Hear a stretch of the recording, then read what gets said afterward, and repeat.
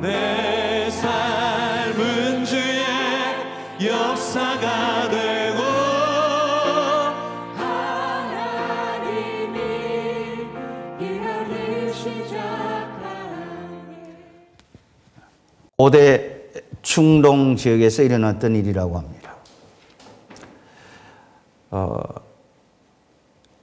왕비로 결혼하여 궁궐에 사는 왕비가 결혼을 했지만 수년 동안 아이가 생기지 않아요.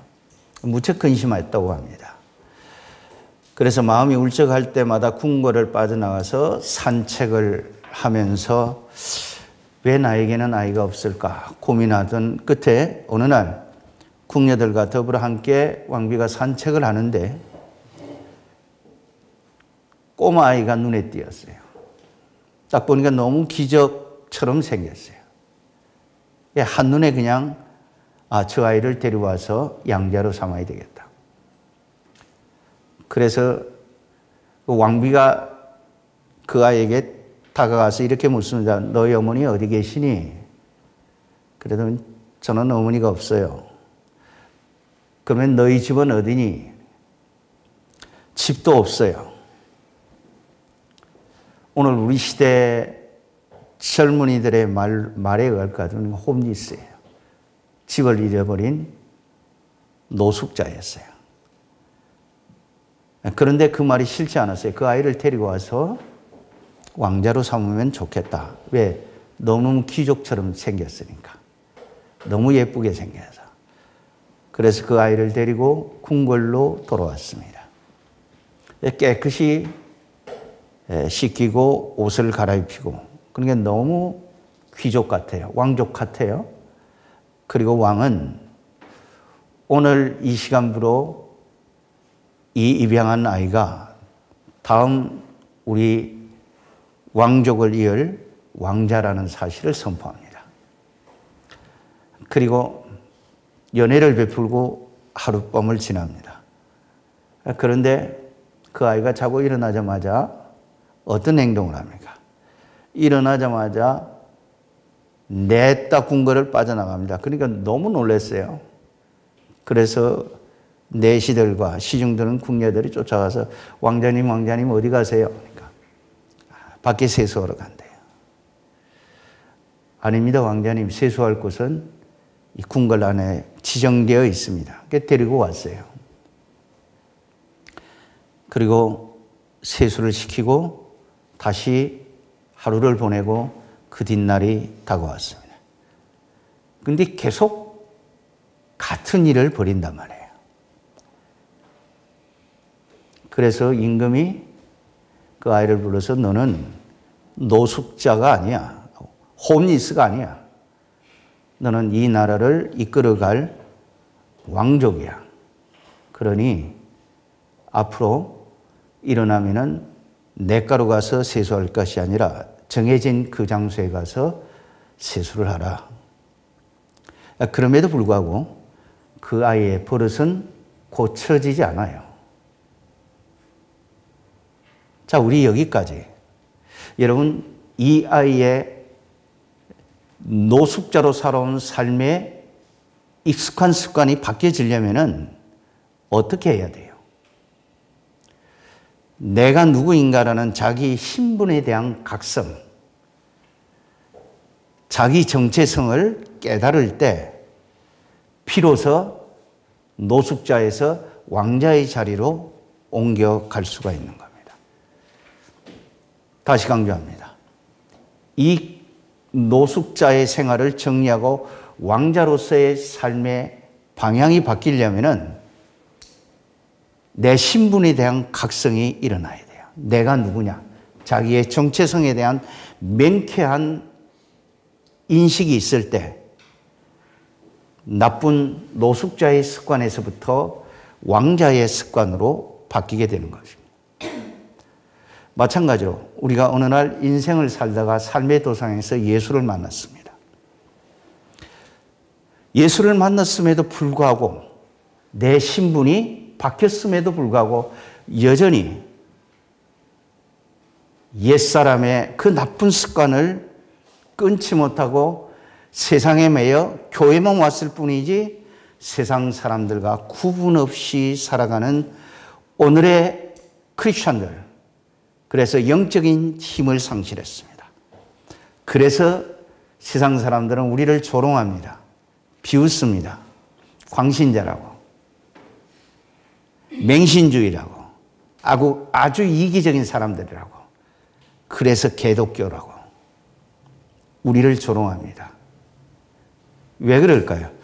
교회 다니는 것 외에는 교회 안 다니는 사람과 하나도 다른 점이 없기 때문에 그렇습니다. 따라서 우리가 일상으로 돌아가 정말 크리스찬으로서의 영향력을 끼치려면은 나는 세상 사람들과 다르다는 신분에 대한 각성, 내가 누구냐라는 아이덴티티에 대한 정체성의 문제가 확고해질 때 우리의 삶의 패턴은 바뀔 수가 있는 겁니다. 우리는 이 신분에 대한 각성, 여기에 대해서 분명한 인식 전환이 없다면은 우리의 삶은 결코 교회 나누는 것 그 외에는 다를 바가 없습니다. 오늘 본문은 아주 쉽게 한 문장으로 딱 요약하면 그리스도인은 어떤 존재인가?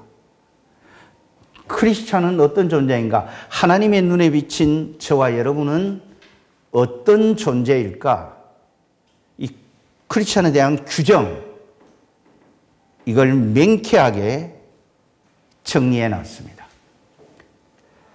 그리스도인은 어떤 존재인가? 이 한 구절에서 우리가 어떤 사람인가를 볼 수가 있어야 합니다.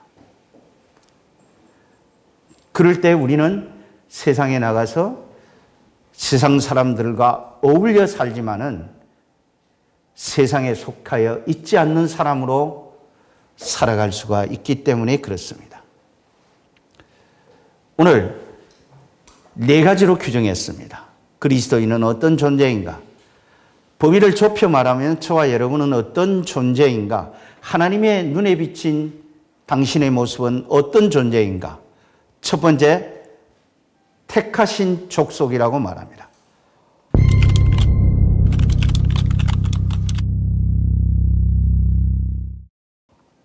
선택했다. 이 말은 많은 사람 중에 고르고 골라 부르시고 뽑으셨다라는 말입니다. 많은 사람이 있어요. 우리 주변에 보세요. 여러분, 예수 믿는 사람들이 많습니까? 예수 안 믿는 사람들이 많습니까? 두말할 필요도 없습니다. 예수 믿지 않는 사람들이 너무나 많이 있습니다. 75억이라는 인구 중에 우리는 하나님의 선택된 사람입니다. 하나님 우리를 부르시고 고르시고 뽑으셨다라는 여기에 대한 여러분 자긍심이 있습니까?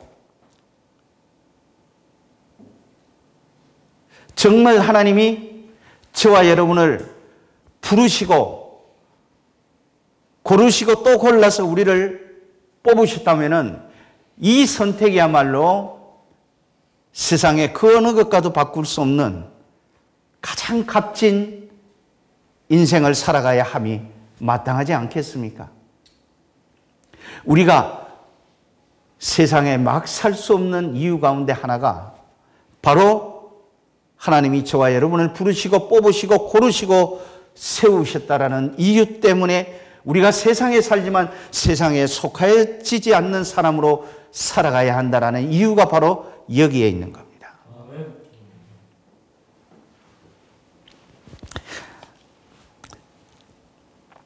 두 번째, 우리는 어떤 존재로 하나님의 눈에 비쳐 있습니까? 왕 같은 제사장들이라고 말합니다.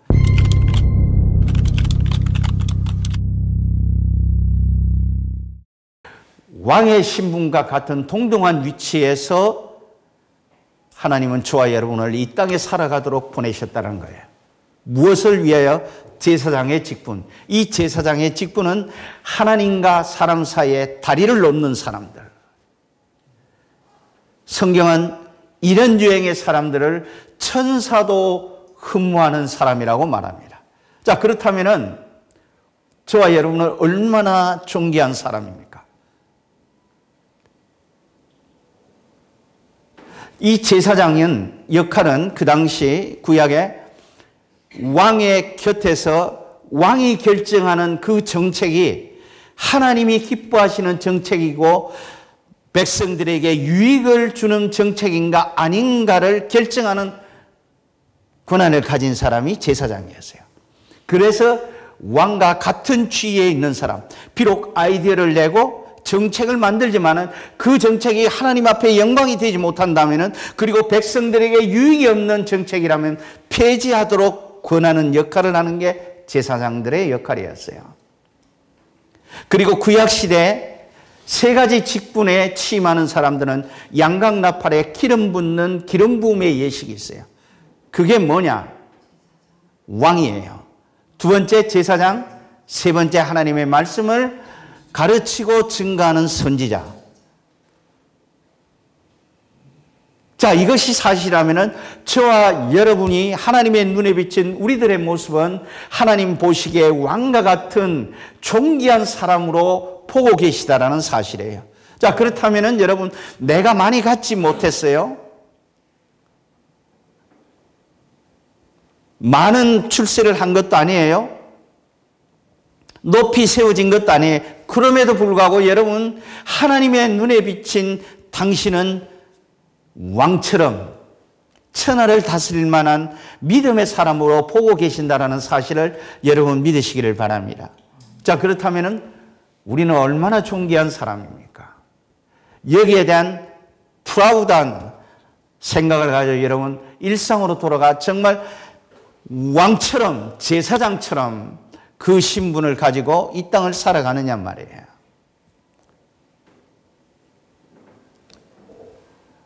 비록 내가 가진 것은 없어요. 그럼에도 불구하고 여러분 좀 당당하게 어깨 펴고, 비록 가진 것은 없지만은 여호와는 내 목자가 되시기 때문에 나는 부족함이 없습니다. 왜냐하면 내가 필요할 때마다 하나님은 내 욕심은 채우지 않지만 내 필요는 공급해 주신다. 이 사실에 대한 맹쾌한 믿음이 있기 때문에 내가 가지지는 못했지만 가진 자를 만나도 주눅들지 않고 당당해질 수가 있다는 거예요.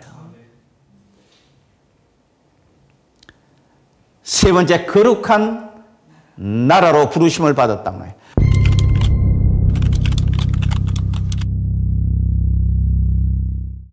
거룩하다, 이거는 구별시켜놨다는 거예요. 세상 사람들과 다르게 한 민족이 되게 만들었다는 거예요. 한 민족, 하나님 나라의 민족, 하나님 나라의 권속들이 되도록 우리를 불러주셨다는 거예요. 그래서 우리는 서로를 섬기고 서로의 필요에 민감하고 서로의 필요를 공급해주고 인정해주고 세워질 줄 아는 그 일에 인색하지 말아야 된다는 거예요. 왜? 우리는 신분상 다르기 때문에 그렇습니다. 우리의 시민권이 어디가 있다고 말합니까? 하늘에 있다고 말합니다. 이 땅을 살아가지만은 여러분, 우리는 신분상 하늘의 신분을 갖고 이 땅을 살아가는 나그네라는 사실을 여러분 항상 기억하시기를 바랍니다. 그런데 우리는 그분의 나라입니다. 우리를 통해서 하나님의 나라가 비춰져야 돼요. 거룩한 나라입니다. 일상으로 돌아가서 우리가 하나님의 나라가 보여질 수 있는 삶의 모습을 가지고 사십시오. 이것이 핵심이에요. 마지막에 어떤 모습으로 보인답니까? 우리가 그분의 소유라는 거예요.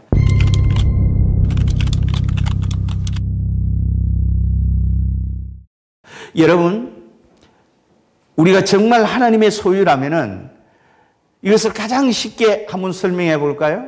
이런 겁니다. 여러분, 차를 사죠? 차를 사면은 열심히 세차합니다. 관리합니다. 왜 그렇습니까? 그 소유가 내 것이기 때문에 항상 반짝반짝하도록 새처처럼 관리합니다. 마찬가지로 여러분, 하나님의 눈에 비친 당신은 하나님의 소유입니다. 하나님의 소유이기 때문에 세상에 나가서 찌들어 살지 아니하도록 하나님이 여러분을 지키시고 관리하시고 이끌어 주신다라는 거예요. 여기에 대한 분명한 인식이 우리에게 살아있을 때 우리는 비로소 하나님의 사람답게 이 땅을 살아갈 수가 있는 거예요. 택하신 족속, 왕같은 제사장, 거룩한 나라, 그의 소유된 백성. 여러분, 이런 분명한 인식이 우리 안에 자리 잡고 있을 때 우리는 누구를 만나도 무슨 일을 만나든 주눅들지 않고 두려워하지 않습니다. 왜? 하나님이 나와 함께 계시기 때문에.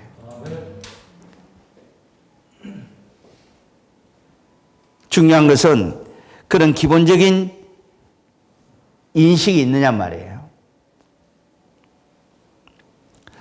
이 네 가지에서의 공통점은 뭡니까? 이 네 가지의 공통점. 택하신 족속, 왕같은 제사장, 거룩한 나라, 그의 소유된 백성. 여기에서 느껴지는 이미지, 공통적인 이미지.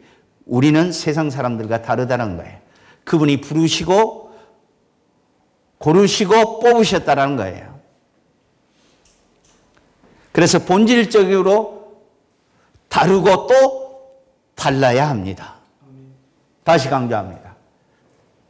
이 네 가지 규정 속에서 우리가 느끼는 공통적인 이미지는 우리는 세상에서 막 살 수 있는 그런 존재가 아니라는 거예요. 왜? 우리는 그분이 부르시고 고르시고 뽑으셨다. 그래서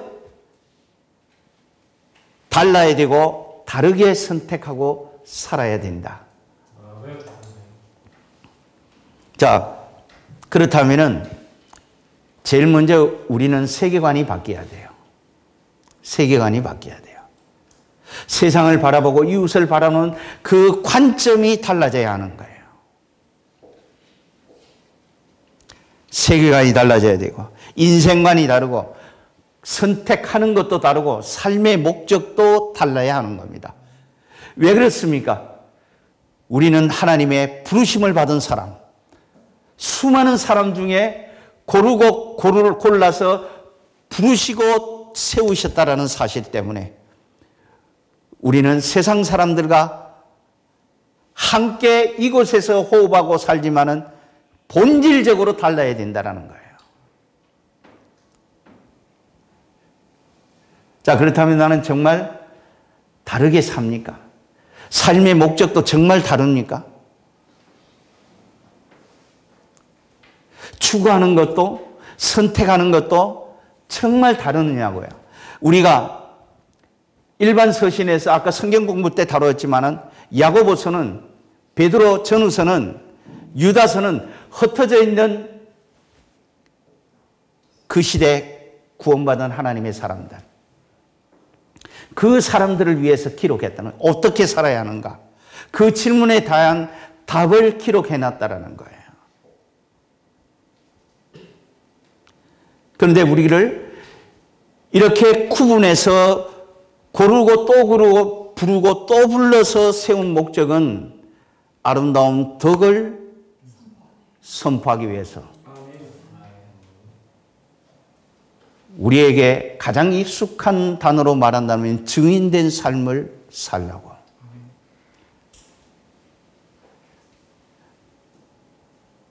그래서 골로새서를 기록한 사도 바울은 골로새서 3장 1절에서 3절까지 뭐라고 말합니까? 우리 골로새서 3장 1절부터 3절까지 같이 읽습니다. 시작.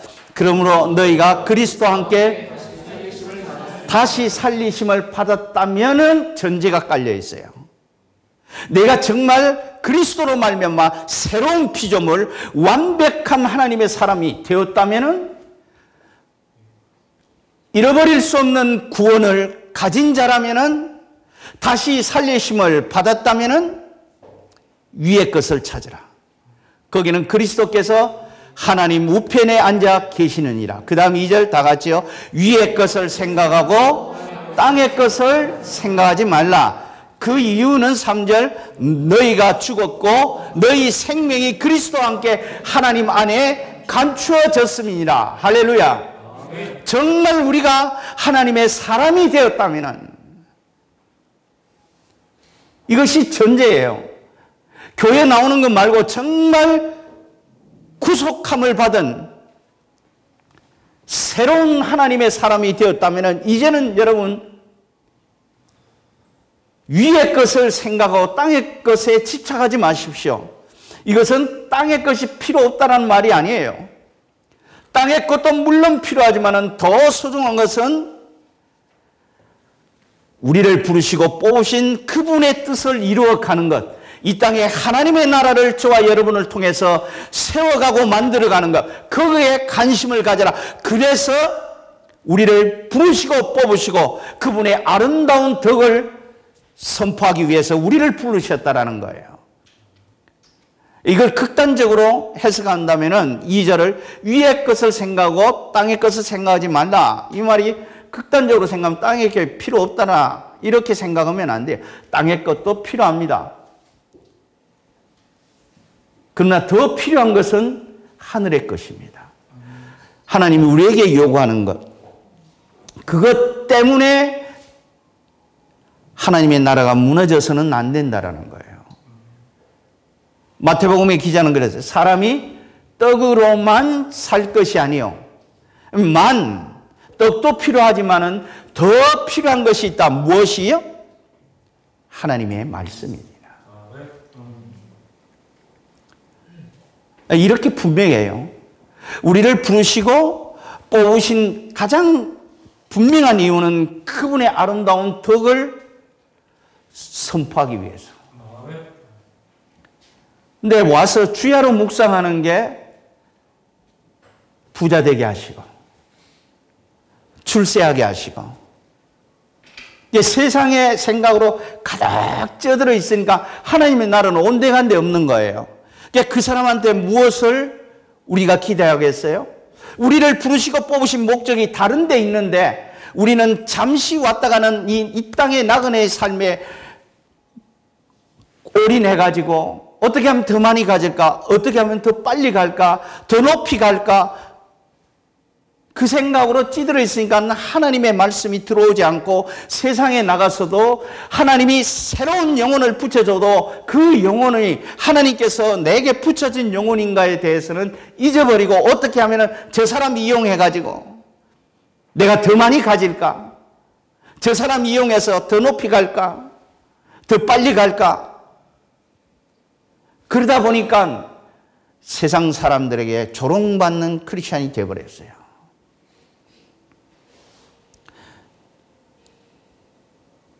근데 여기서 끝나지 않아요. 사도 바울은 고린도 교회 성도들에게 편지하기를 고린도전서 10장에서 같이 한번 읽습니다. 시작. 그런즉 너희가 먹든지 마시든지 무엇을 하든지 다 하나님의 영광을 위해서 살라. 이게 우리를 부르신 목적이에요. 목적. 하나님의 영광을 위해서 그 쇠하지 아니하고 녹슬지 않은 그 하나님의 영광, 그걸 위해서 저와 여러분을 부르셨다라는 거예요. 그러면서 이렇게 말합니다. 유대인에게나 헬라인에게나 하나님의 교회나 거치는 자가 되지 말고 모든 사람에게 걸림돌이 되지 말고, 그 말이에요. 모든 사람들에게.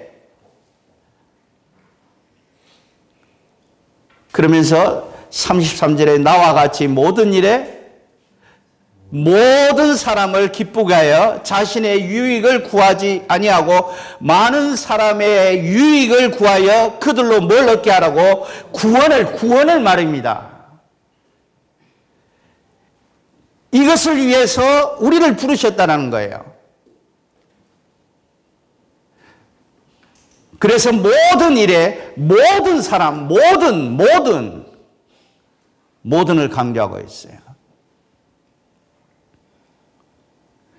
자, 그러면은 내 자신에게 이제는 물어봐야 돼요. 정말 나를 따라서 교회 나오겠다고, 예수 믿겠다고 따라 나선 사람이 정말 얼마나 되느냐라는 거예요.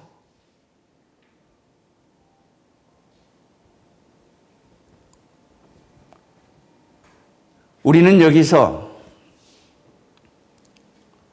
내 자신에게 다시 한번 질문하면서 내가 왜 세상에 나가서 영향력을 끼치지 못할까? 왜 사람들이 나는 내가 믿는 예수 나도 믿고 싶다. 내가 다니는 교회 나도 다니고 싶다. 그 영향력이 내 주변 사람들에게 전해지고 있는가? 우리는 이 시점에서 내 자신에게 냉정하게 물어봐야 돼요.